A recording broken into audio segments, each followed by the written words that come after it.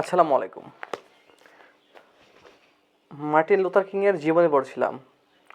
হঠাৎ করে একটা ছোট্ট কথা আমাকে গভীরভাবে ভাবিয়ে তুলল।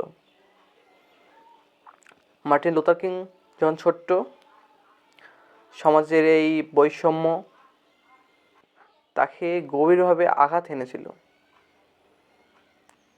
কিং যখন তার মাকে জিজ্ঞাসা করলো, মা, সমাজের মানুষ আমাদের ঘৃণা করে কেন? মা উত্তরে বলেছিলেন,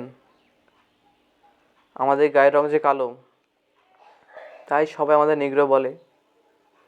মায়ের সেই বেদময় কণ্ঠটি কিংকে ভাবিয়েছিল, এবং লুথার কিংয়ের সেই ভাবনা থেকেই একদিন আমেরিকার বুকে নিগ্রো বৈষম্য দূর হয় একটি বিপ্লবের মাধ্যমে।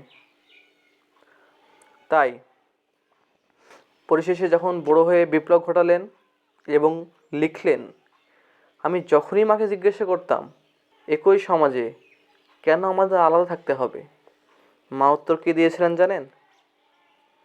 মা উত্তর দিয়েছিলেন, একদিন সব বৈষম্য শেষ হবে।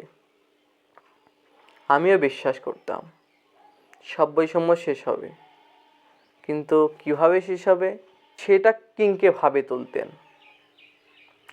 তাই সমাজের সব বৈষম্যের একদিন শেষ আছে।